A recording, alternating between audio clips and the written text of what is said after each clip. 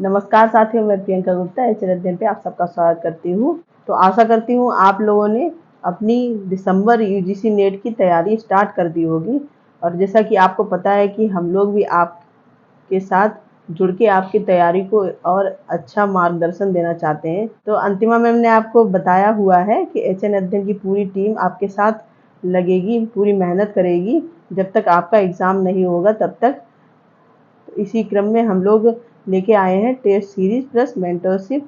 तो आपको पता है अगर आप केवल टेस्ट सीरीज लेंगे उसमें 15 प्लस टेस्ट दिए जाएंगे। इसके अलावा अगर आप टेस्ट सीरीज प्लस मेंटरशिप लेते हैं तो उसमें आपकी छोटी से छोटी क्यूरी ऑडियो या वीडियो के माध्यम से पूरी एचएन अध्ययन की टीम सॉल्व करने की कोशिश करेगी। तो मैं यहाँ पे आपकी एग्जाम्पल के तौर पे आज ये क्लास लेके आई हूँ जिसमें आपको टेस्ट का पता चलता है कि किस प्रकार से टेस्ट रहने वाले हैं। ठीक है, जिस प्रकार से अभी यूजीसी नेट एग्ज़ाम कंडक्ट करवाता है तो आप लोगों ने अगर प्रीवियस ईयर क्वेश्चन आंसर देखे होंगे कि पिछली बार से भी लेवल हर बार कुछ ना कुछ हाई होता चला जाता है। तो अभी से अब आप अपनी तैयारी करेंगे तभी आप जो है अपना जीआरएफ और नेट ले पाएंगे। ठीक है, तो हमसे जुड़िए और टेस्ट सीरीज़ को भी ज्वाइन कर लीजिए क्योंकि जो भी पहले 10 बच्चे आएंगे उनके लिए अभी भी 30% ऑफ है। इसके बाद आपको पता है कि टोटल सीट है 50।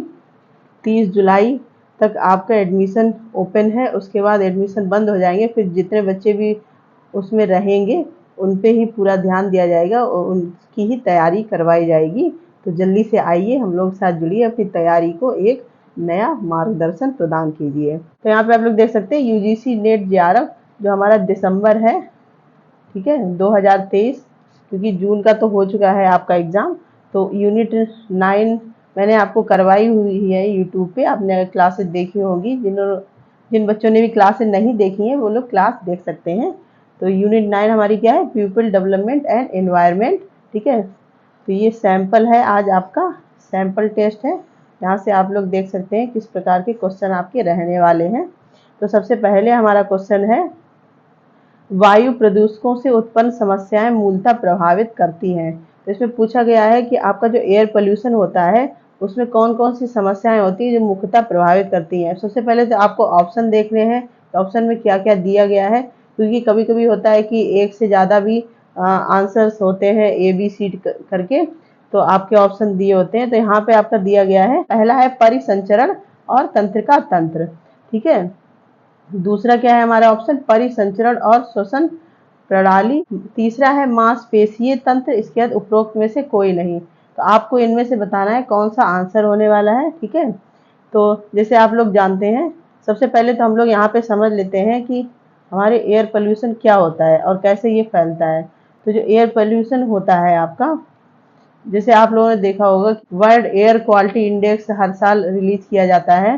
तो इस बार जो आपका world air quality index release किया गया है 2023 का, तब भारत की जो कैपिटल है दिल्ली, ठीक है, वो चौथे स्थान पे है। ठीक है, तो ये भी क्वेश्चन आपका बन सकता है कि इस बार जो वर्ल्ड एयर क्वालिटी इंडेक्स आया था उसमें भारत का कौन सा राज्य है जो शामिल था, या शामिल था तो कितने नंबर पे था।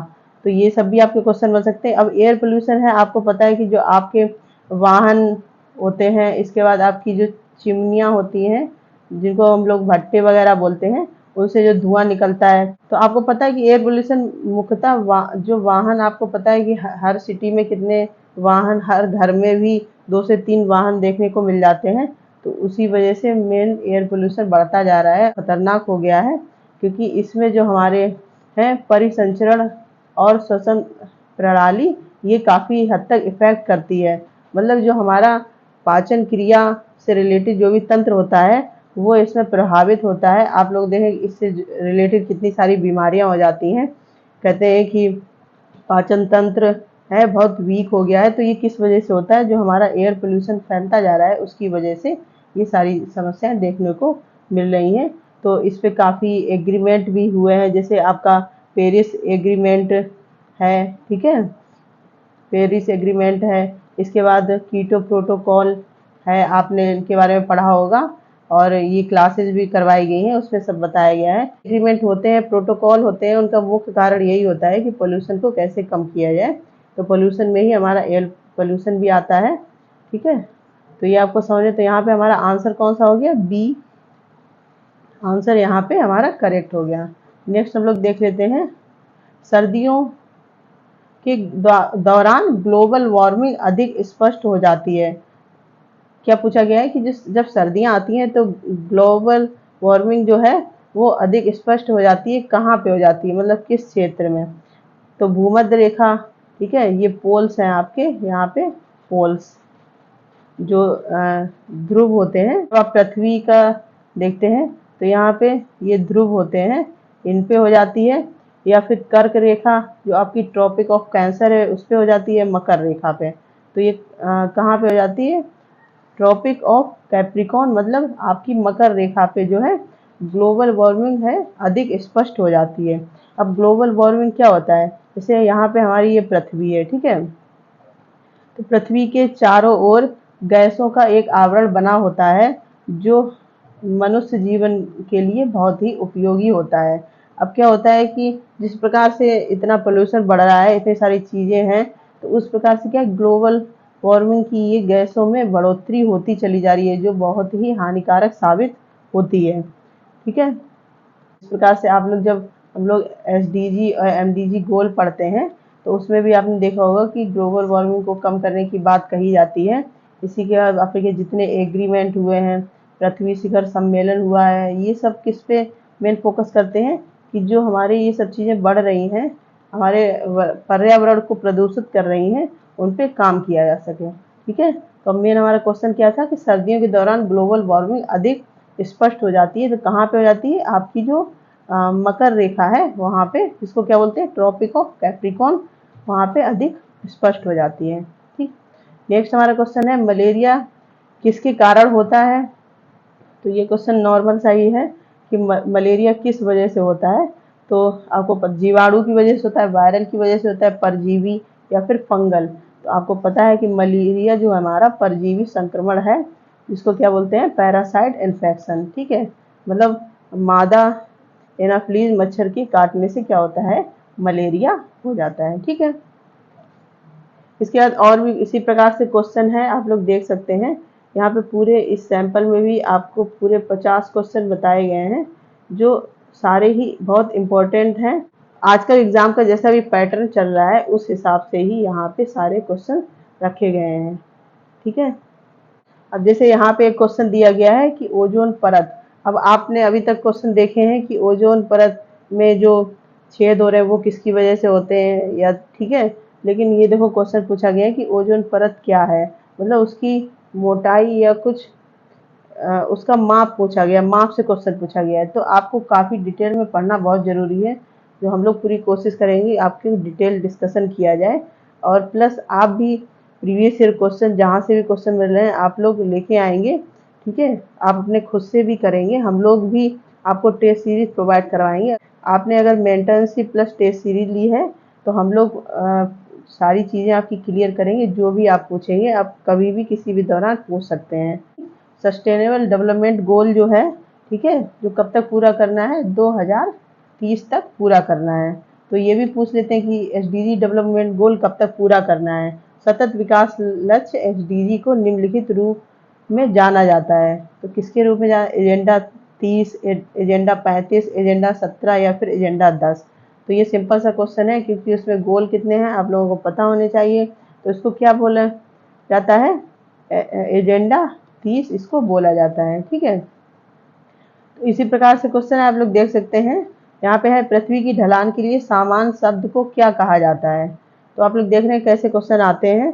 ठीक है, तो क्या कहा जाता है? बड़े पैमाने पर बर्बादी, पृथ्वी का बर्बाद होना, कीचड़ बर्बाद करना या फिर पहाड़ी बर्बादी। तो इसको क्या बोलते हैं? Mass wasting. इसको क्या बोलते हैं? बड़े पैमाने पर बर्बादी। ठीक,